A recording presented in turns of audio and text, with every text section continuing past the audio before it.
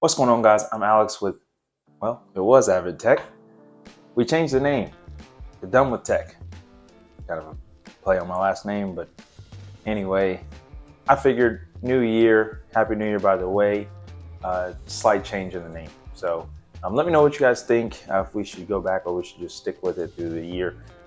Or I would hope we can just stick with it forever. So slight change to the name, but same channel, same videos, same products, stuff like that in the channel. So definitely follow along, definitely subscribe if you're new. Also, as you guys can see, new background as well. I still have my old stuff that was in my background before in another room now. So change, move places. So different kind of setup. I'm still working on it. So don't give me too much hardship in the comments down below. But without further ado, let's get into the video. Today's video is going to be, if you didn't read the title, 90-day review or 3-month review of my iPhone 15 Pro. So let's jump right in. So first things first is the titanium finish on the new iPhone 15. So they come in four color finishes.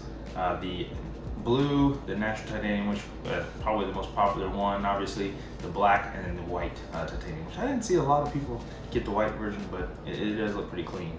But the blue finish is absolutely amazing. I've loved it so far. Obviously, as you can see, I don't really use a case. I haven't used a case since I've got this phone. Didn't use it on my last phone. Well, that's a lie. I had a clear case, a clear MagSafe case on that phone. I might get one for this phone just to have in case of travel. That's usually the only time I use a case. So I like it about the case. The titanium form factor makes it light and also just feels good in the hands. The next thing I do really like about this phone, I have used well, pretty much every day for the past 3 months, is the USBC functionality. So I do have a Mac Mini, so it's great to be able to plug straight into my computer and pop stuff up right on the monitor there. So it's been great. Obviously, USB-C cables are still, you know, straightforward. Some of the devices for Apple, but not all of them. We still have to have a lightning cable for the AirPods. Hopefully that'll change going into this year. So I'm hoping we see that this spring or summer at WWDC. So we'll see that change hopefully, but right now I do have to have a lightning cable for that, but everything else is USB-C, which is great, which has been fantastic over the last 3 months. So that'd be the only, I guess, headache, is that everything isn't switched, but that really doesn't relate to the iPhone. So obviously, as you probably know by now, when the first wave of phones came out and released to the public, the overheating issue, the battery issue, was an issue with a lot of people. Fortunately for me, I didn't have that issue. With the apps that I use, editing tools, obviously social media stuff, just random day-to-day activities and stuff on my phone, I haven't had that issue. I know they fixed it with the pretty much the second software update they released that kind of fixed that issue for probably 95% of the population that had the iPhone. Now to one of the bigger changes that I really don't use too much, but is a pretty cool feature, is the new camera changes, camera settings as you take a picture. So in the camera, if you open up the camera, you can go to one-time zoom, and you can actually click the one-time zoom now, and there's different like focal lengths on the one-time zoom. And I think that's pretty cool. Is it used very much?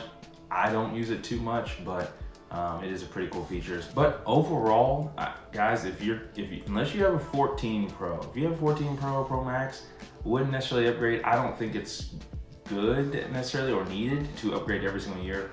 But if you're a 13, 12 or before that, especially, I think this is the year to upgrade. I think the 15 Pro, 15 Pro Max are terrific phones. Battery life has been great. The design, like I said, the titanium functionality has been great. It's stayed clean. It's stayed free of any real wear and tear. Obviously, I haven't really dropped my phone yet, knock on wood.